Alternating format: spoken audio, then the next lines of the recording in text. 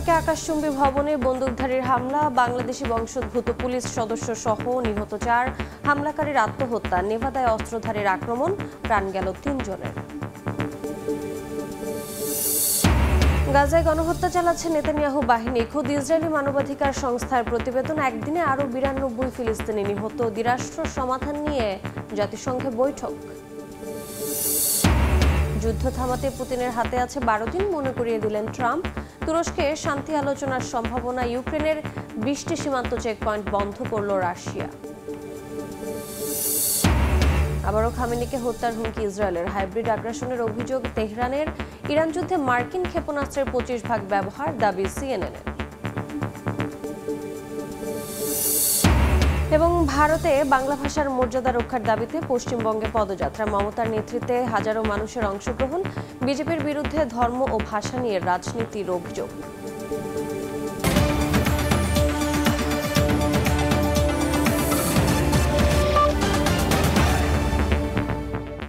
আন্তর্জাতিক সময়ের সঙ্গে আছি আমি রোজা চৌধুরী। যুক্তরাষ্ট্রে আলাদা বন্দুক হামলায় বাংলাদেশি বংশোদ্ভূত পুলিশ কর্মকর্তা দিদারুল ইসলাম সহ 7 জন নিহত হয়েছেন, আহত হয়েছেন 6 জন। স্থানীয় সময় সোমবার সন্ধ্যায় নিউ ইয়র্কের ম্যানহাটনে আকাশচুম্বী ভবনে বন্দুকধারীর হামলায় 4 জন মারা যান, আত্মহত্যা করেন হামলাকারী। অন্যদিকে নেভাদার একটি ক্যাসিনোতে বন্দুকধারীর গুলিতে প্রাণ হারান 3 জন। যুক্তরাষ্ট্র থেকে হাসানুজ্জামান সাকির রিপোর্ট। সোমবার সন্ধ্যা নিউ ইয়র্কের ম্যানহাটনের মিড টাউনের জনবহুল এলাকা 345 পার্ক এভিনিউতে অবস্থিত 634 ফুট উঁচু বহুতল ভবনে হঠাৎ গুলির শব্দ। আতঙ্কে দিকবিদিক ছুটতে শুরু করেন মানুষ। স্থানীয় পুলিশ জানায়, নিউ ইয়র্ক পুলিশ বিভাগের সদস্য 36 বছর বয়সী দিদারুল ইসলাম মারা যান। তার বাড়ি বাংলাদেশের সিলেটের কুলাউড়ায়। এই ঘটনায় গুলিবিদ্ধ আরও 3 জন হাসপাতালে মারা যান। পরে হামলাকারীও আত্মহত্যা করে। পুলিশ জানিয়েছে, নিউ ইয়র্কের পর্যটকদের আকর্ষণীয় স্থান grand central station, modern art museum, Rockefeller centre ও সেন্ট্রাল পার্কের খুব কাছাকাছি এক অট্টালিকায় এই ঘটনা ঘটে, যেখানে জাতীয় ফুটবল লীগ এবং ব্ল্যাকস্টোনের কর্পোরেট অফিস রয়েছে। ঘটনার পরপরই ম্যানহাটনের ওই এলাকা পুরোপুরি ঘিরে ফেলে পুলিশ। আইন শৃঙ্খলা রক্ষাকারী বাহিনী জানিয়েছে, নিহত বন্দুকধারী শেন ডেভন টেমুরা লাস ভেগাস শহরের বাসিন্দা। বন্দুক নিয়ে 27 বছর বয়সী ওই যুবকের ভবনে প্রবেশ করার একটি ছবি প্রকাশ করেছে পুলিশ। তবে হামলার কারণ এখনো স্পষ্ট নয়। এদিকে নেভাদায় একই দিন সকালে আরেক বন্দুক হামলায় 3 জন নিহত হয়েছেন, আহত হয়েছেন আরও অন্তত 6 জন। পুলিশ জানায়, সকাল 7:30টার দিকে রেনো শহরের গ্র্যান্ড সিয়েরা রিসোর্ট ও ক্যাসিনোর প্রবেশপথে ভ্যালেট এলাকায় এলোপাতারি গুলি চালায় হামলাকারী। এই ঘটনায় সন্দেহভাজন বন্দুকধারীকে আহত অবস্থায় আটক করেছে পুলিশ। নিউ ইয়র্ক ও নেভাদায় 2টি বন্দুক হামলার ঘটনা তদন্তে নেমেছে পুলিশ। শহর দুটিতে সতর্কতা জারি করা হয়েছে। স্থানীয় বাসিন্দাদের মধ্যে আতঙ্ক বিরাজ করছে। হাসানুজ্জামান সাকি, সময় সংবাদ, যুক্তরাষ্ট্র। দ্বিরাষ্ট্র সমাধান নিয়ে জাতিসংঘে উচ্চ পর্যায়ের বৈঠক অনুষ্ঠিত হয়েছে। এতে ফিলিস্তিনের প্রধানমন্ত্রী বলেন, শান্তি আসবে স্বাধীনতার মধ্য দিয়ে, ধ্বংসযজ্ঞ দিয়ে নয়। জাতিসংঘ মহাসচিব গুতেরেস জানিয়ে দেন, গাজাবাসীর ওপর চালানো নিষ্ঠুরতার কোনো ন্যায্যতা নেই। এমনকি ইসরায়েল গণহত্যা চালাচ্ছে এমন অভিযোগ উঠে এসেছে তেল আবিবের 2টি মানবাধিকার সংস্থার প্রতিবেদনেও।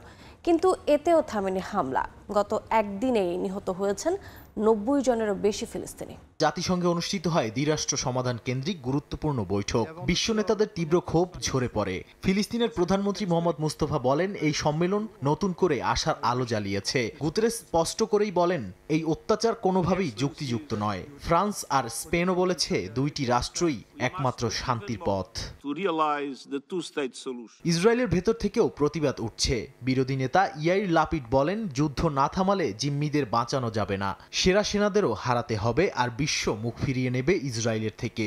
কিন্তু কিছুতেই থামছে না নেতানিয়াহু প্রশাসন। মুখে যুদ্ধবিরতির কথা বললেও চালিয়ে যাচ্ছে একের পর এক গণহত্যা।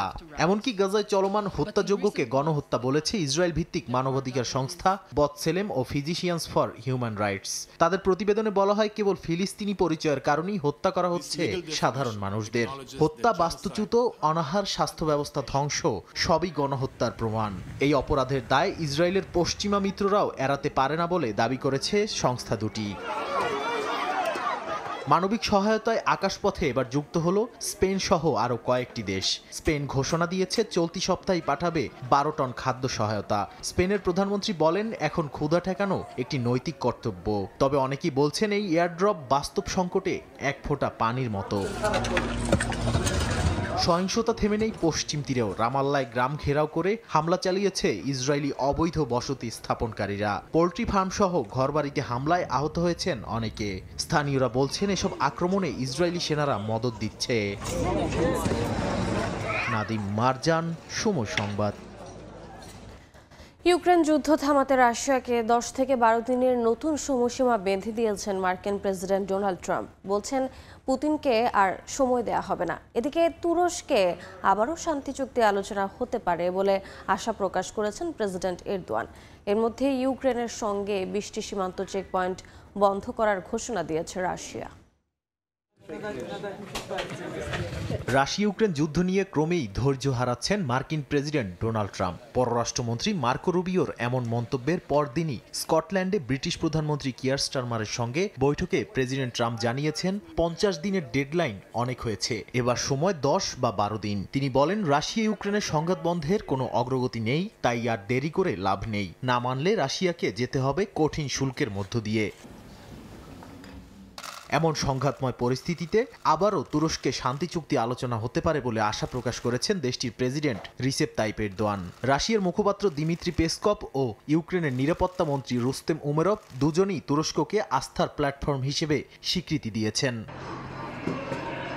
এদিকে রাশিয়া হঠাৎ ঘোষণা দিয়েছে 1 আগস্ট থেকে ইউক্রেন সীমান্তের 20টি চেকপয়েন্ট স্থায়ীভাবে বন্ধ করে দেওয়া হবে। প্রধানমন্ত্রী স্বাক্ষরিত এক ডিক্রিতে বলা হয়েছে 13টি সড়ক এবং 60টি রেল চেকপয়েন্টের উপর এই নিষেধাজ্ঞা কার্যকর হবে। বিশ্লেষকরা বলছেন, শান্তি আলোচনা চললেও মস্কো এক প্রকার পাল্টা কূটনৈতিক চাপ দিচ্ছে এই পদক্ষেপের মাধ্যমে।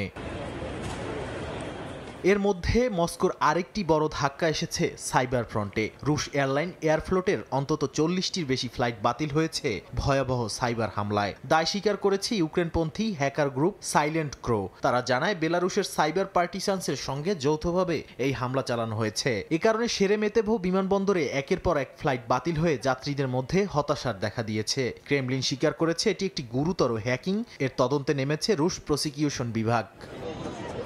নাদিম মারজান, সময় সংবাদ। ইরানের সর্বোচ্চ ধর্মীয় নেতা আয়াতুল্লাহ আলী খামেনিকে ফের হত্যার হুমকি দিয়েছে ইসরায়েলের প্রতিরক্ষা মন্ত্রী।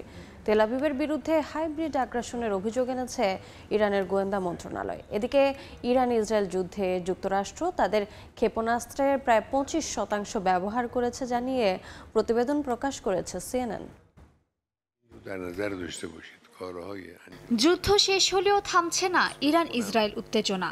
ইরানের সর্বোচ্চ নেতা আয়াতুল্লাহ খামেনি যুদ্ধের পর বেশ কয়েকবার হুঁশিয়ারি দিয়েছেন, ইসরায়েল পুনরায় হামলা চালালে কঠোরভাবে মোকাবিলা করা হবে। তবে খামেনির হুঁশিয়ারির কড়া জবাব দিয়েছেন ইসরায়েলের প্রতিরক্ষা মন্ত্রী ইসরায়েল কাটস।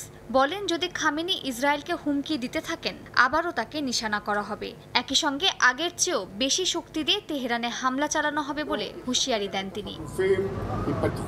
যদিও পরিসংখ্যান বলছে ভিন্ন কথা। সিএনএনের এক প্রতিবেদন অনুযায়ী ইরানের বিরুদ্ধে যুদ্ধের পর ইসরায়েল ও যুক্তরাষ্ট্র উভয়েরই মিসাইল প্রতিরক্ষা সক্ষমতা ফুরিয়ে আসছে এবং দ্রুত উৎপাদন না বাড়ালে ভবিষ্যতে যুদ্ধের ঝুঁকি বহুগুণে বেড়ে যাবে। ইরান প্রায় 500টির বেশি দূরপাল্লার ব্যালিস্টিক ক্ষেপণাস্ত্র ছুড়েছে। 12 দিনের যুদ্ধে যুক্তরাষ্ট্র তাদের থার্ড ইন্টারসেপ্টর মিসাইলের প্রায় 25% ব্যবহার করেছে, যার প্রতিটির দাম প্রায় $1.5 কোটি। যুক্তরাষ্ট্রের হাতে মাত্র 7টি থার্ড থাকলেও 2টি ইসরায়েলে স্থাপন করে 100টিরও বেশি ইন্টারসেপ্টর ব্যবহার করা হয়েছে। প্রতিরক্ষা বিশেষজ্ঞদের মতে এত পরিমাণ আকাশ প্রতিরক্ষা ব্যবস্থা ব্যবহারের কারণে যুক্তরাষ্ট্রের সামরিক সক্ষমতায় বড় রকমের ফাঁক তৈরি হয়েছে। ইসরায়েল ও যুক্তরাষ্ট্রের বিরুদ্ধে 12 দিনের যুদ্ধকে সম্পূর্ণ হাইব্রিড আগ্রাসন আখ্যা দিয়ে এক বিবৃতি দিয়েছে ইরানের গোয়েন্দা মন্ত্রণালয়। জানানো হয়েছে, এই যুদ্ধ শুধু সামরিক বা পরমাণু স্থাপনায় হামলা ছিল না, বরং একই সঙ্গে চলেছে গোয়েন্দা অনুপ্রবেশ, সাইবার হস্তক্ষেপ, গুজব ছড়ানো এবং শাসন ব্যবস্থা বিপর্যস্ত করার প্রয়াস। মন্ত্রণালয়ের ভাষায়, শত্রুরা ইরানকে ভেতর থেকে ভেঙে দিতে চেয়েছিল। তাদের দাবি, অন্তত 23টি হত্যা পরিকল্পনা রুখে দেওয়া হয়েছে, যেগুলোর লক্ষ্য ছিলেন ইরানের উচ্চ পর্যায়ের রাজনৈতিক ও সামরিক কর্মকর্তা। পররাষ্ট্রমন্ত্রী আব্বাস আরাকচি নিজেও ছিলেন হত্যার নিশানায়। রাষ্ট্রীয় টেলিভিশনে এক সাক্ষাৎকারে আরাকচি জানান, তার বাসার বাইরে একটি বোমা পুঁতে রাখা হয়েছিল, কিন্তু নিরাপত্তা বাহিনী তা সময় মতো নিষ্ক্রিয় করে দেয়। মালিহা সুহরওয়ার্দী, সময় সংবাদ।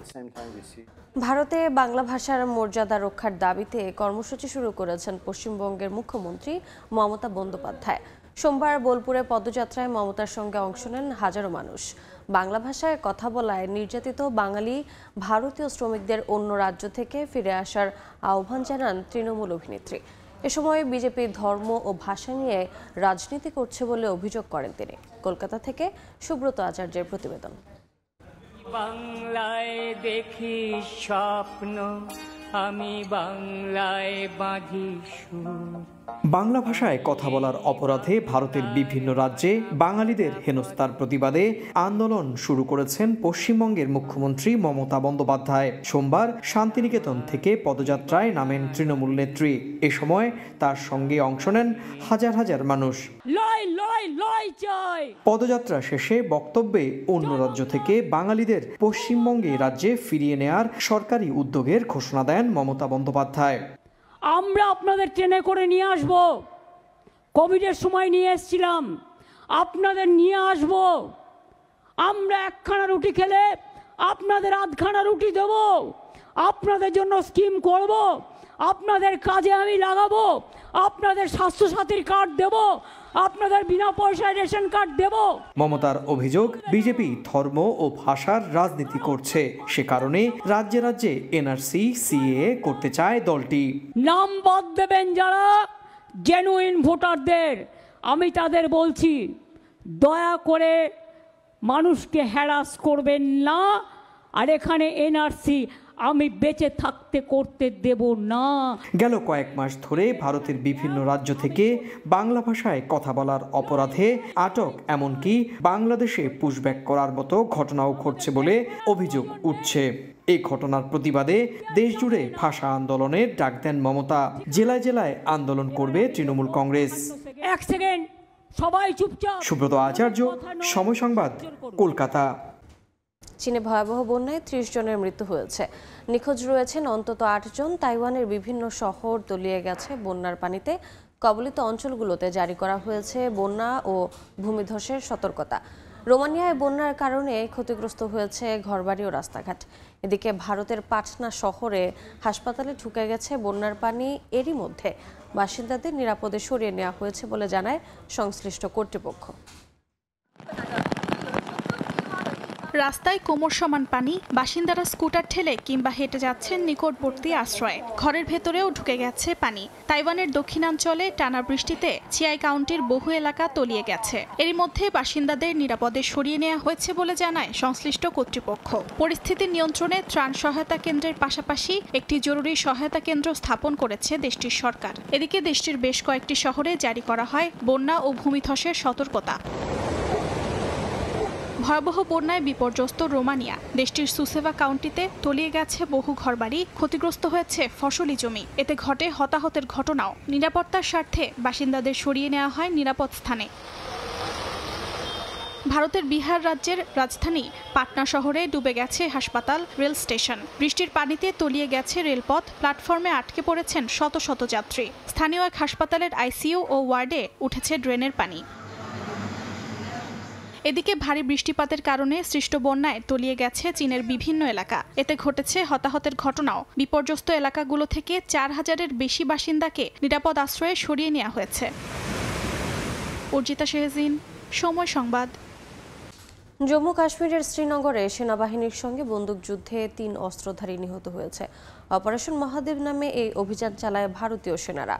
সোমবার দুপুরে লিদওয়াস এলাকায় অস্ত্রধারীদের উপস্থিতির খবর পেয়ে অভিযান শুরু হয়। অভিযানে নিহত 3 জন পাকিস্তান ভিত্তিক জঙ্গি সংগঠন লস্কর ই তাইয়বার সদস্য বলে ভারতীয় গণমাধ্যমে দাবি করা হয়। এদের মধ্যে একজন কাশ্মীরের পেহেলগামে পর্যটকদের উপর সন্ত্রাসী হামলার অন্যতম মাস্টার মাইন্ড রয়েছে বলেও দাবি করেছে নিরাপত্তা বাহিনী। দেখছেন আন্তর্জাতিক সময়।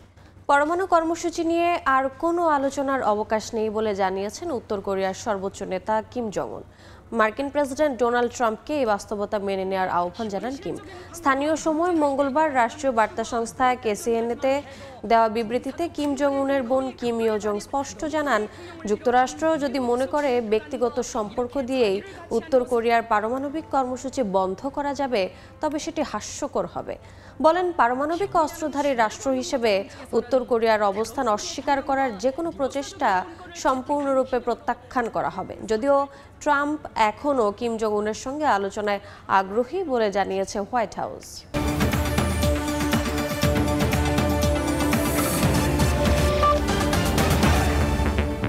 এই ছিল আন্তর্জাতিক সময়। সঙ্গে থাকুন সময়ের।